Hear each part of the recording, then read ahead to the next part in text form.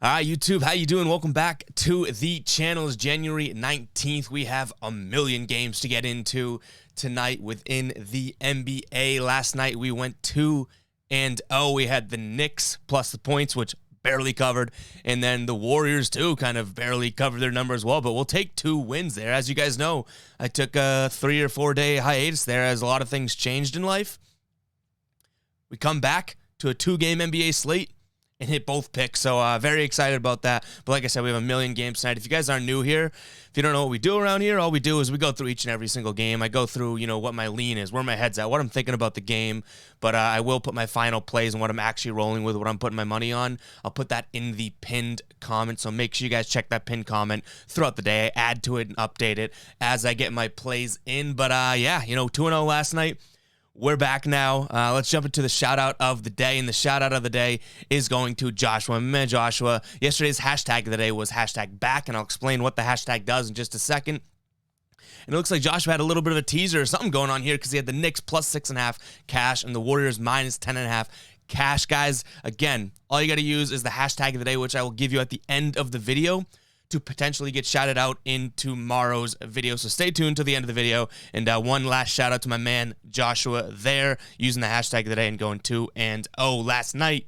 But yeah, we got a million games to get into here. So let's jump right into it. We do have the Wizards starting it off here, hosting the Nets. Wizards -2. Wizards are favorites. Looks like in terms of injuries here, we have Paul Millsap out, Kevin Durant out, Johnson out, Harris out, Bembry out, Claxton out for the Nets. For Washington, no reported injuries, which is so weird seeing some teams now just have no injuries. We're like, for the longest time, there's a million guys on each team with quarantine and everything like that. But this Nets team has been super inconsistent for the last 8 games or so, going back and forth with a win, a loss, a win, a loss, a win, a loss. Washington won 3 of their last 5 here. 4 out of their last 5.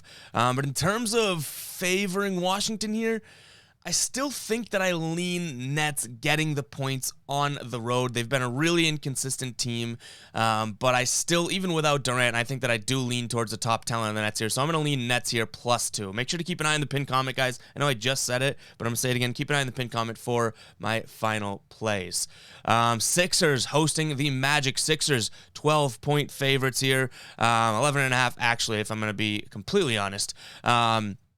In terms of injuries, Orlando still having a bunch of guys randomly out. So, Wendell Carter Jr. is questionable, and then everyone else has been out for an extended period of time here. Philly, Green is going to be out, and Shake Milton out, and Thibault also out.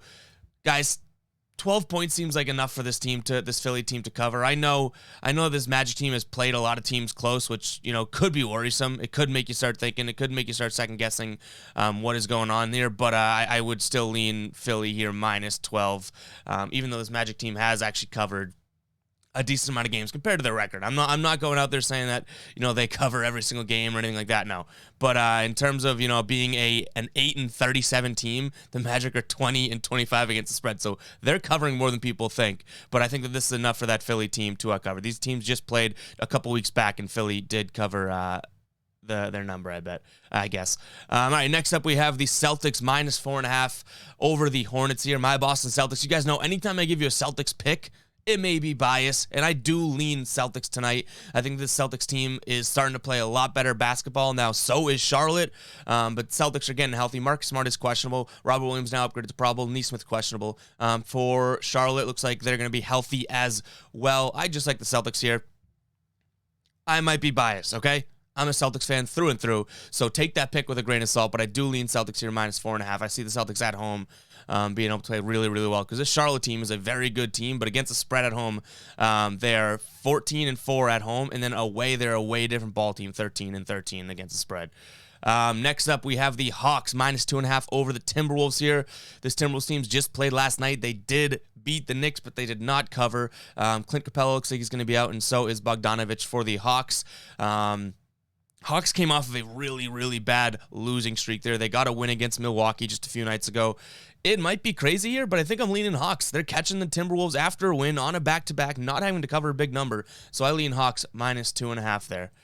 Next, we have the Heat -8.5 over the Blazers. Portland still without Damian Lillard. No good news for them in terms of the injury report here. You know, Zeller out, Powell doubtful, Larry Nance Jr. out. For Miami, they still have some guys struggling too. Kyle Lowry is going to be out, and Morris, who's been out for a while, is out as well. It's crazy because I feel like that number's too large. I feel like that number is far too large, -8.5, and especially with no Kyle Lowry for Miami. But they are just such a better team. And it's the way that I'm going to have to lean. Like, I want to be able to say, no, you know, Portland can keep this game close. You know, they've won 4 out of the last 5 games, actually, and they've actually played against some decent talent here. But Miami's won 5 of the last 6 games, and they've played against better talent. So I am going to lean Miami here. If Damian Lillard was a go, then I think that this would completely change my mind. But I'm going to lean Miami -8.5. All right, guys, halfway point. I'm going to make sure to get this in there because I never really asked you guys to do it, but I'm going to do it anyways. Make sure to hit that subscribe button if you guys are new. I would totally appreciate it. You know, times are crazy right now in what's going on with me off the camera. If you guys watch every single day, you guys know that I took a brief little 3-day, which felt like a million-year hiatus, just to deal with some stuff, some serious stuff. But brighter futures are ahead. So if you guys wouldn't mind, hitting that subscribe button, liking the video, and then commenting down below your picks. But make sure to keep an eye on the stay tuned at the end of the video so you guys can get that pinned comment. All right, let's keep going here. We get the Bulls plus a 1.5 over the Cavs here in terms of injuries. The Bulls are going to be without Levine. No Jones Jr. Ball is going to be out. Green is out. And Caruso is going to be upgraded to Pro Bowl for Cleveland. It looks like Rondo's going to be out. And that's it for new injuries here. This Cleveland team is still rolling. They're the rumbling covering Thunder, or they're the covering Cavaliers. Oh boy, I mixed them up with the other team.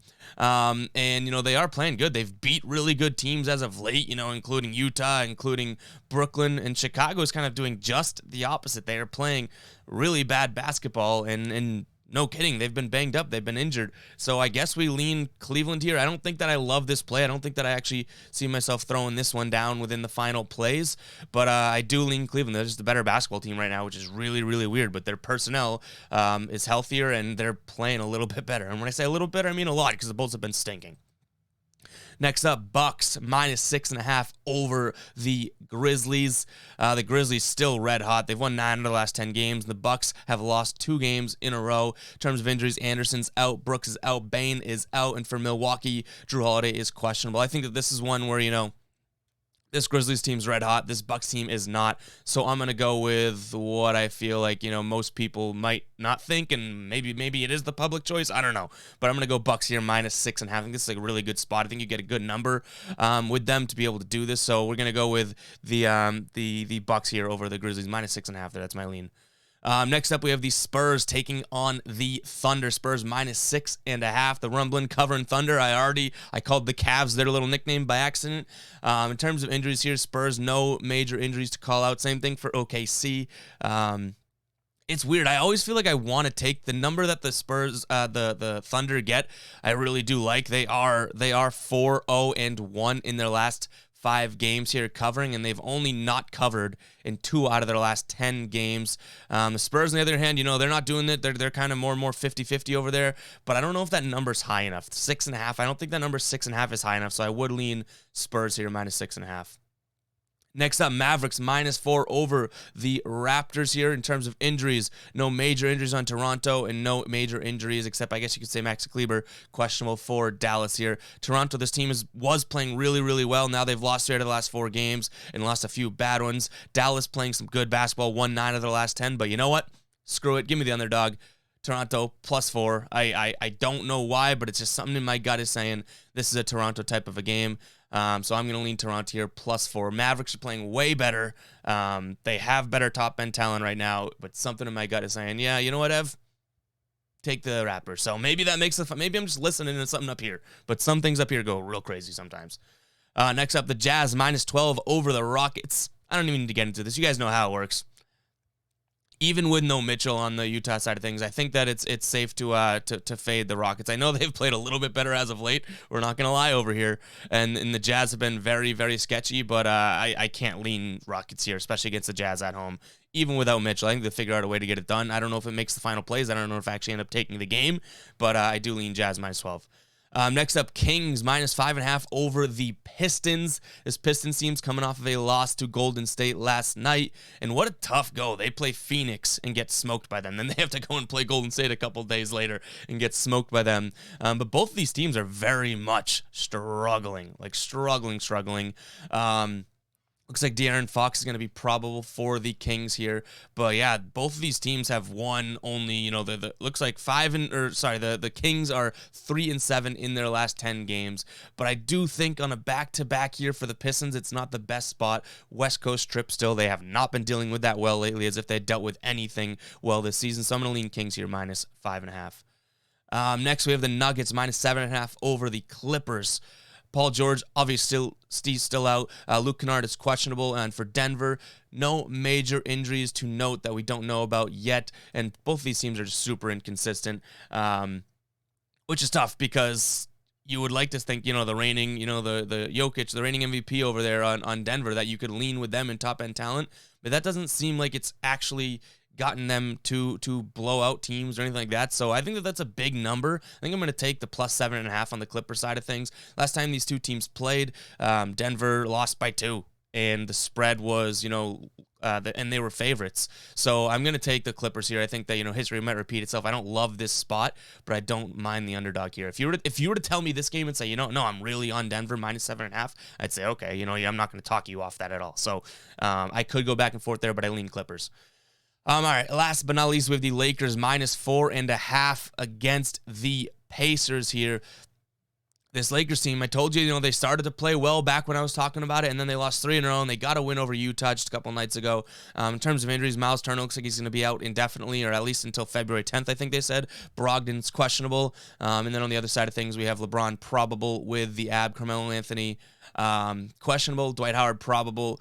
A lot of probables on the Lakers side of things. So I'm going to lean Lakers here. I'm going to take the Lakers -4.5 against a banged up Pistons team. We've seen this Pacers team struggle when they're injured, especially when Brogdon's not in there. And Miles Turner, I know that he hasn't had he's having a great defensive year and everything like that, but I think that he does mean a lot more to that team than people might think. So I'm leaning Lakers here -4.5. But guys, that wraps up for the predictions portion of the video. Make sure to keep an eye on the pinned comment.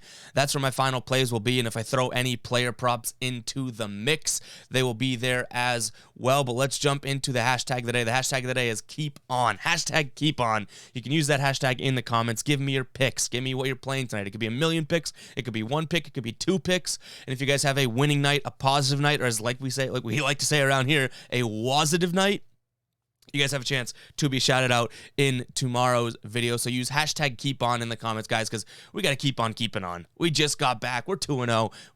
Huge night of NBA games tonight. We got to keep on keeping on. So use hashtag keep on in the comments there and give me your picks, guys. And if you guys have a winning night, a positive night, or like I said, a wositive night, we will randomly select someone that has a winning night and shout them out in the beginning of tomorrow's video. But yeah, we're back, guys. I'm super excited. Amidst one of the craziest times in my life, it's good to be able to jump on YouTube and it's kind of that escape or that hustle or that thing that keeps me motivated, because things are going right now all around. But this is kind of like a happy place. I know that's sappy, but it's true. But all right, guys, that is going to wrap it up for today's video. Again, 1,000,000 games on the board tonight, and those were our leans. But keep an eye on the pinned comment for my final plays, and we will talk to you guys in tomorrow's video. Hopefully everyone will make some bread tonight, and peace out.